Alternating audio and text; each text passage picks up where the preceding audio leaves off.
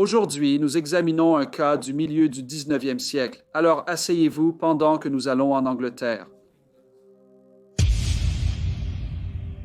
Celestina Elizabeth Christmas est née le 1er juillet 1827, quatrième enfant d'une famille distinguée d'orfèvres, résidant dans le nord de Londres, plus précisément à Finsbury, très proche du quartier plus désirable d'Islington.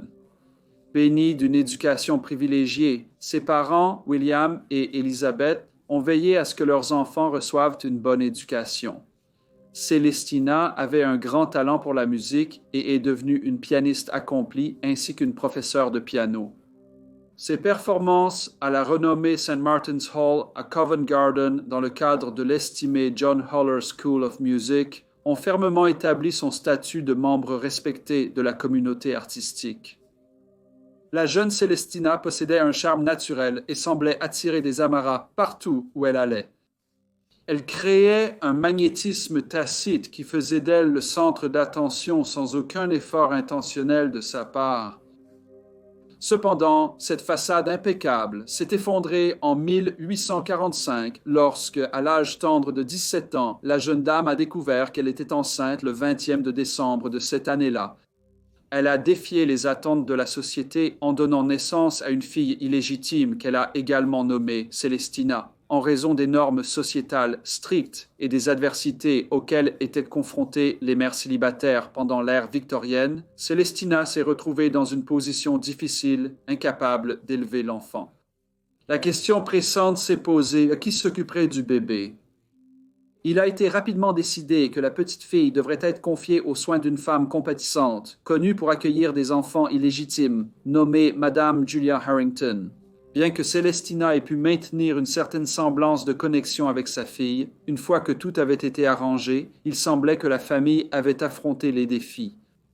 Lorsque leur fille adolescente est devenue une mère célibataire, leur approche de la situation leur a permis d'éviter les jugements négatifs souvent associés à de telles circonstances, et au cours des années suivantes, la vie a continué comme d'habitude pour la famille Christmas. En 1854, Celestina a rencontré M. Karl Sommer, un migrant prussien qui travaillait comme orfèvre. Dans le Londres des années 1850, les orfèvres talentueux étaient très demandés, car les classes moyennes et supérieures prospères recherchaient une abondance de produits en argent. Cette période a offert de nombreuses opportunités aux artisans pour montrer leur expertise et répondre aux désirs croissants de la clientèle aisée. À l'été de 1854, Karl et Celestina se sont mariés et elle est devenue Madame Celestina Sommer. Le mariage a eu lieu à l'église Sainte-Marie dans la paroisse d'Islington et après le mariage, ils ont établi leur domicile à proximité, au 18 rue Linton. Au début, leur mariage était rempli de contentement alors que le couple continuait leur travail et leurs engagements dans la société polie. Cependant, après un certain temps, les choses ont brusquement changé. Le jeudi 14 février 1856, Celestina a fait un voyage impromptu à Hackney, parcourant une distance d'environ 3 miles. Sa destination était la résidence de la mère adoptive de sa fille, Madame Julia Harrington, une dame qui résidait aux 4 rue Peter. Avec un simple coup à la porte, répondu par l'une des filles de Madame Harrington, Celestina lui a informé qu'elle reprendrait sa fille et la placerait en service. La raison invoquée était la contrainte financière, ce qui rendait difficile pour elle de continuer à payer les 10 shillings par mois pour l'entretien de l'enfant. Elle a informé Mme Harrington qu'elle pourrait trouver un bon poste pour sa fille, désormais en âge de travailler. Elle a ensuite ramené sa fille à sa résidence au 18 Linton Street. Les Summers employaient une femme de ménage nommée Mademoiselle Rachel Mont. C'était une jeune fille de 16 ans, assidue, qui travaillait sans relâche. Son éducation n'avait pas été facile, mais elle avait toujours relevé les défis qui se présentaient à elle. Elle avait une forte éthique de travail et contribuait sincèrement à son foyer, incarnant la résilience et la responsabilité. Le soir du samedi 16 février, la jeune servante s'était assoupie dans la cuisine quand elle fut réveillée par Madame Sommer, qui lui dit qu'elle devrait se retirer pour la nuit. Elle est allée docilement se coucher. Cependant, peu après, elle fut étonnée d'entendre sa maîtresse partir. Un événement inhabituel car Madame Sommer sortait rarement aussi tard. La jeune servante se trouva incapable de dormir et son agitation persista lorsqu'elle entendit sa maîtresse revenir. Cela a été suivi d'une perturbation assez bruyante. Ne voulant pas s'immiscer, elle resta dans sa chambre. Cependant, une fois le bruit cessé, Madame Sommer est venue dans le couloir et a crié « Rachel, es-tu au lit ?» La jeune fille n'a pas répondu. Madame Sommer est alors entrée dans la pièce, éclairant son visage et le touchant pour s'assurer qu'elle dormait bien. Le lendemain matin, Rachel s'est levée tôt dans une maison inhabituellement calme. Curieuse à propos du dérangement de la nuit précédente, elle a décidé d'enquêter. Elle descendit silencieusement les escaliers vers la cave, mais là, une vue horrifiante l'a confrontée. La fille de 10 ans de sa maîtresse gisait sans vie sur le sol. Stupéfaite, Rachel fut momentanément incapable de bouger, mais elle reprit ses esprits et retourna précipitamment à la cuisine à l'étage. C'était un dimanche. Elle attendait donc une visite de sa grande sœur, une jeune femme qui travaillait également en service, nommée Rebecca. Enfin, Madame Sommer se leva et descendit l'escalier. Rachel la salua de sa manière habituelle, dissimulant toute connaissance du secret dérangeant que cachait sa maîtresse. Plutôt que de mentionner ce qu'elle avait vu dans la cave, elle rappela tactiquement à Madame Sommer la visite imminente de sa sœur. Elle a réussi à maintenir un sentiment de normalité, malgré son propre appréhension suite à la découverte perturbante. Peu après, on frappa à la porte et Madame Sommer se hâta d'aller ouvrir. Elle a ensuite crié à sa servante « C'est ta sœur, mais ne lui demande pas de descendre. » Au lieu de cela, les sœurs se sont rencontrées dans le passage avant et Rachel a chuchoté ce qui s'était passé la veille et ce qu'elle avait vu dans la cave. Comme on peut le comprendre, sa sœur n'a pas cru à l'histoire. Cependant, Rachel a insisté que c'était la vérité. Après le retour de Rebecca à son lieu de travail à Harbord Asher House, elle a transmis la nouvelle déconcertante du corps dans la cave à sa maîtresse qui, malgré son scepticisme initial, consciente de la gravité de la situation, a contacté le constable à 4h30 de l'après-midi le vendredi 15 février. La police est arrivée à 18 Linton Street à Islington. Ils ont fouillé la maison et ont rapidement découvert le corps d'une jeune fille. Il était évident que sa gorge avait été tranchée. Ils ont également trouvé une robe noire avec des taches de sang dessus qui avait été lavée et cachée sous un lit. Celestina et son mari se sont retrouvés sous le coup de la suspicion et ont été arrêtés pour meurtre. L'inspecteur Edward Houghton, accompagné du sergent Edwin Townsend, a pris en charge le couple, les escortant jusqu'au commissariat de Hoxton pour un interrogatoire plus approfondi. 2 audiences ont eu lieu devant le magistrat William Corey au tribunal de police de Clerkenwell. La jeune fille décédée a été identifiée comme la fille de Madame Celestina Sommer et la police a déduit que le mobile du meurtre était d'éviter que la honte ne s'abatte sur Madame Sommer et son mari. Cependant, il a rapidement été établi que M. Carl Sommer était en fait absent de la maison le soir du meurtre et n'avait jamais même rencontré l'enfant illégitime de sa femme. Le témoin clé était la femme de chambre Mademoiselle Rachel Mont, qui a raconté une séquence d'événements glaçantes. Selon son témoignage, elle a rencontré la jeune fille le vendredi 15 février et à nouveau le jour suivant lorsqu'elle l'a entendue parler à la maîtresse. Elle a déclaré à l'enquête qu'elle avait entendu une conversation entre Madame Sommer et sa fille qui avait eu lieu dans la cuisine. La maîtresse a ordonné à la fille d'aller à la cave, mais au lieu d'y aller tout de suite. La fille a hésité et sa mère lui a demandé si elle avait peur, à quoi la fille a répondu « Je n'ai pas peur, mais c'est un endroit étrange pour moi. Je n'y suis jamais allée auparavant. » Mademoiselle Mont a continué à dire qu'elle a entendu la fille crier « Quelqu'un veut me couper la gorge » et la maîtresse a rétorqué « Suppose que je la coupe ». Elle a ensuite entendu la fille dire « Donc tu veux me tuer » suivi de « meurtre ». Mademoiselle Main a dit que la fille a crié cela plusieurs fois avant qu'elle ne hurle « Le diable vous emportera, vous allez me tuer, je meurs ». Elle a ajouté que la pauvre enfant a ensuite fait un bruit horrible, comme si elle respirait fort, et la maîtresse a dit « Chut ». Mademoiselle Moon, ses lèvres tremblant maintenant et visiblement perturbée par les événements déchirants, a déclaré que la maîtresse est ensuite allée à la cuisine et a marché de haut en bas pendant quelques instants. Mademoiselle Munt a souligné qu'elle n'a jamais entendu la fille parler ou crier à nouveau. La servante a ajouté que le maître de la maison était absent pendant cette période et n'est revenu qu'à 1 heure. Elle a dit qu'elle en était sûre car, à la suite des événements précédents, elle n'a pas pu dormir du tout cette nuit-là. Le chirurgien divisionnaire, M. George Coward, était un autre témoin. Il a détaillé la gravité des blessures de l'enfant, affirmant qu'elles étaient la cause directe de sa mort. Il a affirmé que ces blessures n'auraient pu être infligées que par une autre personne et que la jeune fille n'aurait pas eu la capacité de s'infliger un tel mal à elle-même. Suite à ce témoignage très troublant, le jury a cité Celestina Sommer comme complice de la mort de sa fille et le juge lui a dit qu'elle serait jugée à l'Old Bailey pour le crime de meurtre. Après l'enquête, dans un tournant très étrange des événements, alors qu'un témoin crucial, Miss Rachel Montz, rentrait chez elle avec sa sœur, malheureusement, les deux jeunes dames se sont retrouvées poursuivies par une foule agitée en direction de la rue Arlington. Dans une manœuvre rapide, l'officier de police Townsend et son collègue, le sergent George Beckley, ont réussi à escorter les filles par une porte arrière du pub Ride and Arms. Malgré cette évasion, la foule a persisté dans leur poursuite. Cela a forcé les deux officiers à se retourner et à affronter la foule en colère près d'un pont. Finalement, 2 passants ont aidé à guider en toute sécurité les sœurs à la maison par des itinéraires séparés. Celestina a fait 2 apparitions devant la cour criminelle centrale à l'Old Bailey.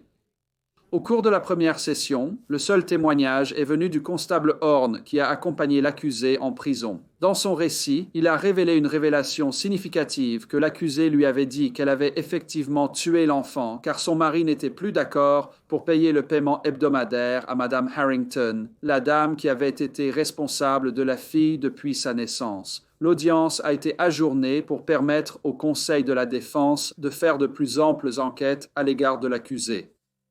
Le procès a effectivement eu lieu le jeudi 10 avril 1856 devant M. le juge Cresswell et M. le juge Crompton. Madame Sommer était nerveuse. Bien qu'elle soit une femme de 28 ans, elle ressemblait à un enfant debout dans le dock.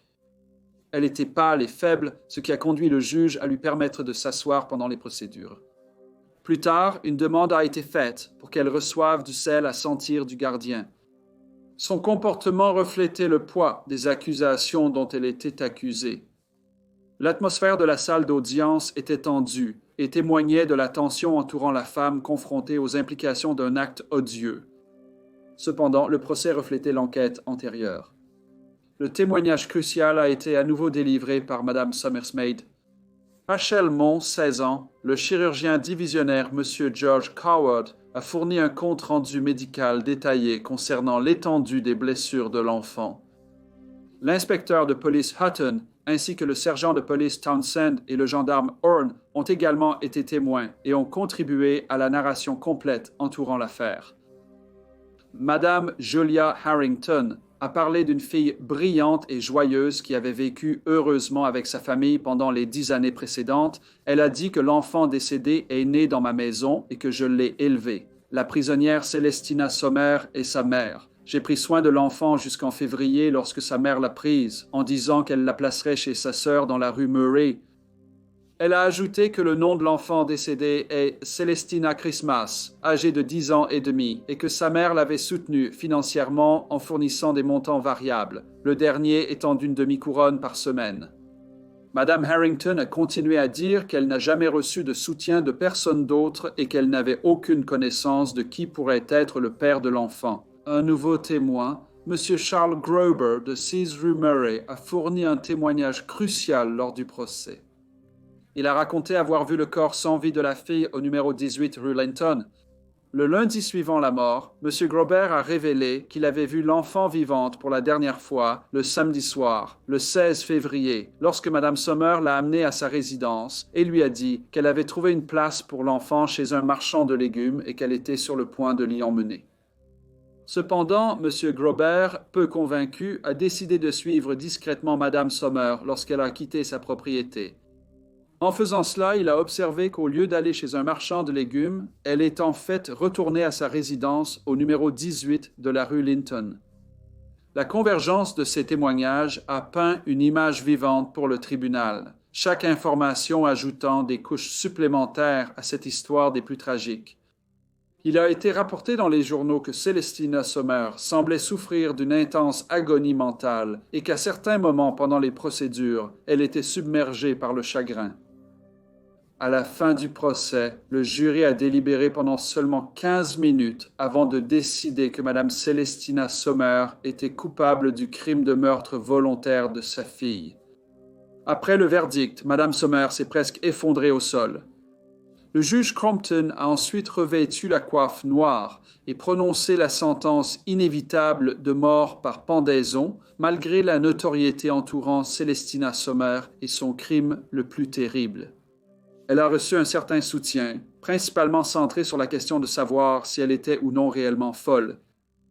Son avocat de la défense n'avait pas plaidé la folie, mais le crime avait été commis pendant une période où il y avait eu des discussions animées en Grande-Bretagne entre avocats et médecins sur ce qui constitue la folie dans les affaires criminelles. La communauté médicale était divisée et il n'y avait pas de définition claire ou d'ensemble de règles pour considérer la folie comme un facteur dans les actes criminels.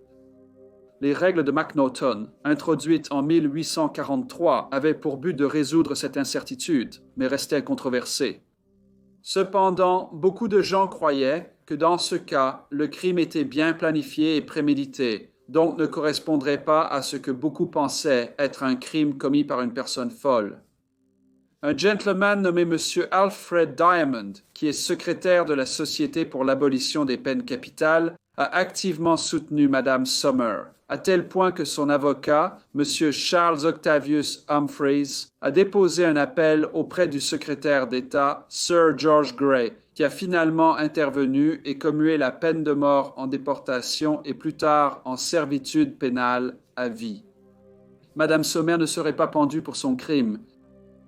C'est en fait le jour de l'exécution prévue que Celestina a appris la nouvelle de son sursis, bien que les documents officiels soient arrivés le jour suivant. Cependant, l'absence de divulgation quant à la raison pour laquelle Sir George Grey a pris cette décision a déclenché des critiques significatives, incitant divers segments de la société à demander une explication. Earl Granville, un politicien très haut placé à l'époque, a confirmé que le ministre avait consigné ses raisons de commuer la peine dans une lettre, une pratique habituelle, mais le contenu de cette lettre n'a jamais été rendu public. Il y a eu beaucoup de débats sur son sursis, et beaucoup de gens croyaient qu'elle n'avait eu sa peine commuée que parce qu'elle était une femme. L'indignation publique face à ce qui semblait être son évasion de la justice a fait écho à l'échelle nationale et même mondiale. Mme Sommer est devenue une figure centrale dans les discussions sur le crime, la peine de mort, la folie et les criminels. Au-delà des débats parlementaires et des comités de sélection, des articles de journaux ont été écrits qui alimentaient souvent l'inquiétude du public que les tribunaux favorisaient les prisonnières. La presse internationale a consacré de nombreuses pages à l'histoire de Mme Sommer qui, sans le vouloir, l'a transformée d'une simple meurtrière en une figure à la fois trop célèbre et vilipendée dans le monde entier. Malgré sa notoriété perçue, Celestina Sommer a passé les années suivantes à traverser le système pénal britannique. Elle a commencé à Newgate, partageant une cellule avec d'autres meurtrières, telles qu'Elizabeth Ann Harris et Mary Alice Seago. Après cela, elle a été transférée à Millbank et a finalement atterri à la prison pour femmes de Brixton, où sa santé physique et son état mental se sont rapidement détériorés. Elle a ensuite été transférée à l'asile de fous de Fisherton House. Celestina Sommer est décédée à l'âge de 31 ans le 11 avril 1859. L'autopsie a montré des signes d'accident vasculaire cérébral potentiellement causés par des lésions au cerveau. Malgré cela, des débats persistaient sur le fait qu'elle ait pu échapper injustement à la justice. Elle a été enterrée le 16 avril 1859 dans le nouveau cimetière municipal de Fisherton. Sa tombe était marquée par une plaque de pierre. Cependant, aujourd'hui, il n'y a aucune indication visible de son lieu d'inhumation. Bonjour à tous et merci beaucoup d'avoir écouté. Comme d'habitude, n'hésitez pas à laisser vos commentaires ou vos retours et j'espère vous revoir tous dans le prochain Briefcase.